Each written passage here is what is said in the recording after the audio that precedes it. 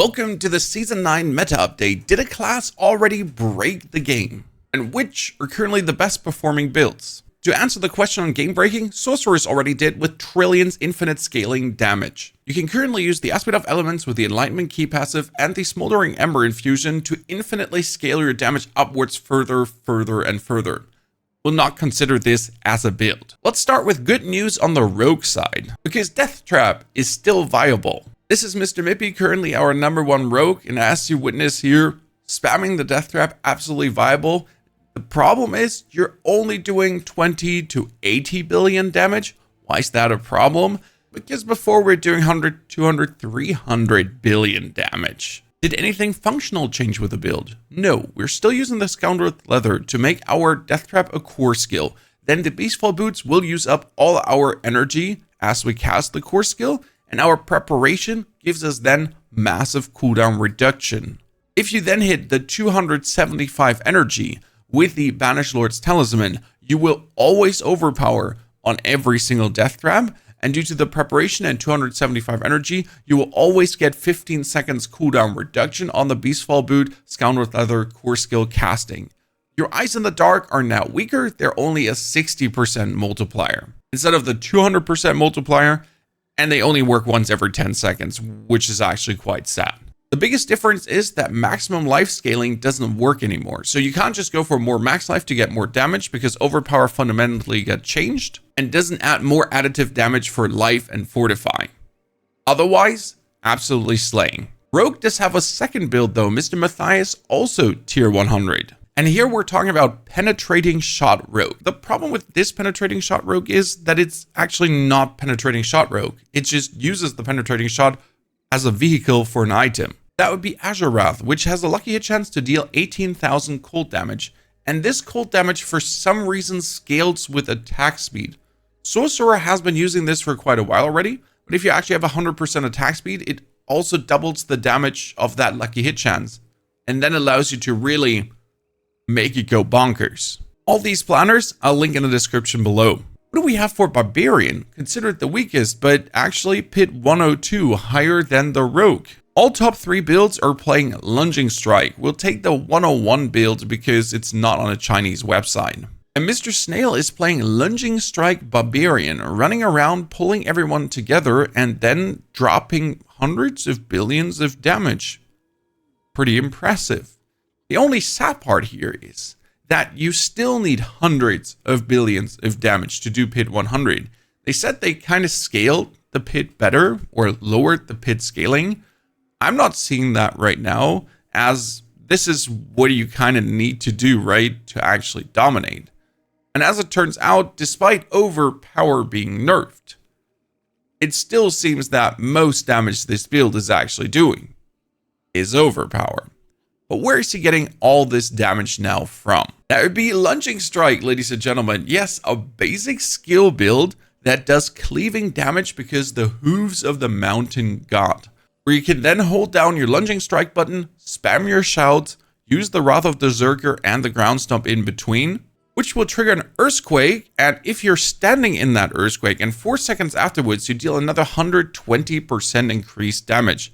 That obviously profits the Lunging Strike heavily.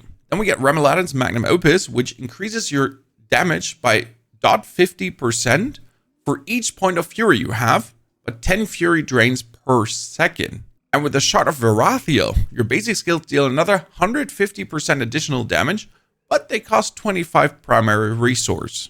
And since we're a barb and have all these 200 aspects, you can also put Moonrise on your next weapon for another 120% damage multiplier on your basic skill. You kind of see how easy it is to get the basic skill multiplied upwards.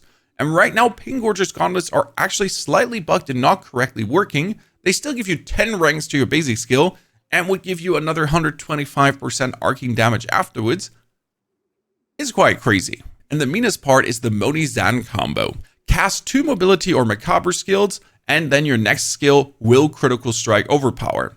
Now Moni gives you 100 offering, and Xan only needs 300. So I need to cast 6 mobility skills, and Lunging Strike is a mobility skill. Casting 6 of those with 100 plus attack speed is not a problem. you'll have that overpower critical strike coming left, right, and center. Let's go over to Druid, because I am so happy what Druid is doing. We have tier 110 on the Druid, tier 117 on the Spiritborn. Druid is currently leading the pack.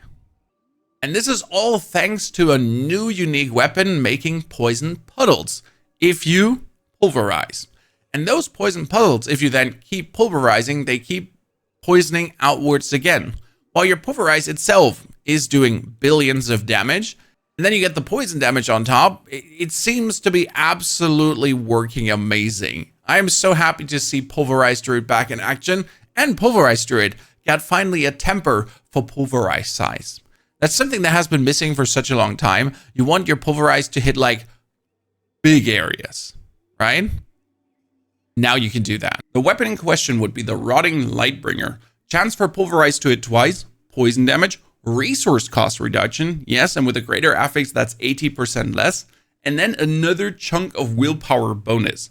If no puddle is around you, your pulverize forms a puddle that guarantees its own overpower and deals 600% of its normal damage as poison damage over 7 seconds. And pulverizing causes all close puddles to splash 60% of their total damage. Thing is, it says if no puddle is around you. No puddles around you probably means near you, close to you. Since in the gameplay, you can see him always walking backwards to create like these poison puddles because they're not near you.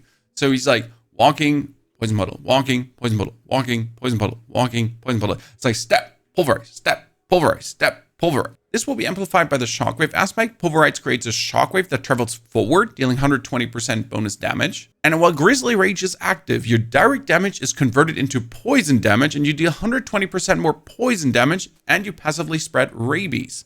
I also buffed a couple of Pulverize skills to generally give Pulverize more damage and make it more convenient to play, as they also improve the provocation that used to be every 12 seconds you get a free overpower. Now it's every 10 seconds. Pulverized Druid is also the next level speedrun on the channel. For Necromancers, we currently have two amazing builds. The first one might be a bit boring. It's the good old Blood Wave, but instead of focusing on the blood overpower, you're now focusing on full shadow damage to deal as much shadow damage over time as possible, and that scales up into the multi-billions. That being said, we all are kind of a bit sick of playing Blood Wave, which makes me recommend you an amazing Blight build that focuses on crit damage. The difference between the Shadow Blood Wave and the old Blood Wave is that you're now playing the aspect of Ultimate Shadows on your two-handed weapons to deal the 71,142 desecrated ground damage with a Blood Wave. That's also the damage that we're multiplying up the most. You're not actually trying to push the Blood Wave damage and get the damage while healthy and damage while fortified for the 200% multiplier. Now, your main damage scaling is going to be getting everything to get the desecrated ground up. That's why you also have desecrated ground tempers. Now, what about the Blight Necro though? What's so interesting? You're going to be spamming Blight, just the good old Blight, and everyone gets permanently pulled together because of the aspect of the Void. The real fun thing is that we're not focusing on damage over time, or actually the damage of the Blight. No. We are doing critical strike damage with our Shadowblight key passive. And that's because of the updated Blighted aspect. Consecutive hits with the Shadowblight key passive deal 70% increased damage for each hit, resetting after 6 seconds. Our Shadowblight key passive does 200,000 damage every 8th time you deal shadow damage. And we'll do shadow damage with Blind, shadow damage with Soul Rift, and shadow damage with Corpse Explosion. Which leads to a machine gun Shadowblight cast that then scales up into the billions of damage. This is currently my version of the build with 6 shadow skills. Why 6 shadow skills? Well, let me show you. We're going to be playing the Eben Piercer Amulet that has Reaper's Pursuit on it. I have 13 ranks. I think you can get 16 ranks with the triple masterwork. The 13 ranks give me 32 multiplicative more damage for every shadow skill in my skill bar. Well, we get 6 shadow skills in the skill bar. And if you actually get the plus 16 ranks, you're going to sit at 40% more damage for each skill in your skill bar. This leads to absolute massive multipliers within the Shadowblight aspect. And you get 50% more damage on the Shadowblight stacking up to 5 times. Plus another 51% damage against cursed opponents and another 50% damage against cursed opponents. It's nasty. What about the absolute top tier Slayer right now, Mr. Spiritborn? 117 is currently being cleared by the standard Quill Volley build. Now, I personally never found that Quill Volley build really exciting, and I rather want to know how high has Thorns Spiritborn been clearing, because Thorns is kind of like the new good thing with the new Pan's Belazon's Max Ladle. And behold, Mr. Kazoo, the second guy with 115 pit clear, he's actually playing Thorns. And he's pretty much holding down Rogue, spamming his cooldown, using the ultimate whenever he's ready, and I see tons of damage coming out. I mean, this is actually pretty impressive how awesome this is clearing. What aspect combination combo allows this, though, to function? I mean, gameplay-wise, it looks fun. You jump into your opponents, you vortex pull everything together, then you just stand there. You seem to be undying. I mean, Barrier is up, infinite resource as well. I like what I see. The new item helping is Belazon's Max Ladle. Each attack damages close enemies for 150% of your thorns and deals 100% of this damage as poison over 3 seconds. Each time you have retaliated with thorns for 5 seconds, the poisoning damage is increased by 100% up to 300%. He's then playing Wound Drinker. Every time you deal thorns damage, you gain vigor. And we always deal thorns damage to everyone around us while we are raking them. Okay, I can see that. Then we also have Rake Manifest the Spirit Jaguar, which also casts Rake at a random, dealing 85% base damage. Cool. And we're adding a huge damage increase while we have Barrier. The main aspect would be the one on our weapon, though. Up to a 25% chance to create a Mystic Circle. And then, casting a Jaguar skill in Mystic Circles empowers them to keep your ferocity at maximum and increase your damage by 25% per stack while you remain within. Most important part here is to get your Mystic Circle potency tempers. 43%, 33%, and another 21%. This allows you to multiply that 25% bonus upwards, because the Mystic Circle potency makes that more potent to have this multiplier go completely out of control. And since you're boosting your poison damage so much, you actually play the Corrosive Vapor to have your Disintegrate Beam also do poison damage. Wahahaha. Now what about Sorc? It's obviously bugged, but I don't think they have taken the bug build into account right now in their scaling, so that's nice to see. Do we have anyone that's not on a Japanese website playing Hydra Sorc? Everyone plays Hydra Sorc.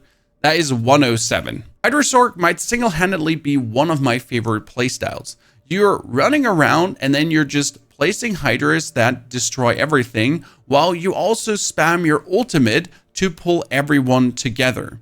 I just love that one. It's so much fun. Damage is quite extreme. I mean, I've been seeing billions. I've been seeing... Have I seen trillions? I'm not sure if he's actually using the bug or not. No, I think I've seen 200 billion. That seems to be in the realm of possible, because like if he was infinite scaling, he was doing trillions already. Damn, that's pretty powerful for the sorcerer.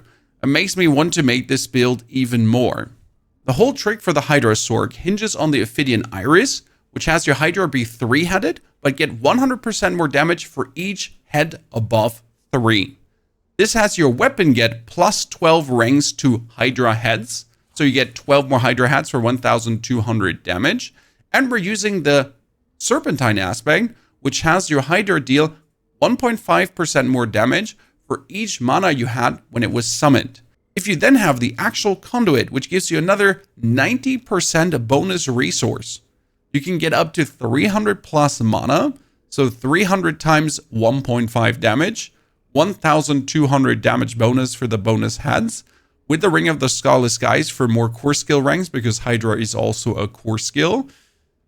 And we're going mental. Ladies and gentlemen, which playstyle do you find the most interesting? I have definitely tried the Necromancer with the Blight. Brilliant. So much fun. We have our own version up. I'll link that in the description below. Then for the Druid, Pulverize is my second. I mean, it's currently a top tier contender, and I'm really happy that Druid is actually all the way on the tippity top, and I want to find out how hard it is to get there. And then I will probably make the Spiritborn, as people have been struggling with it, or the Sorcerer as soon as the bug is fixed. But it's nice to see that everything is relatively close to each other. Now tell me in the comments below which one you like the most, and I'll link you the Blight build as well. Enjoy and have a fantastic good day.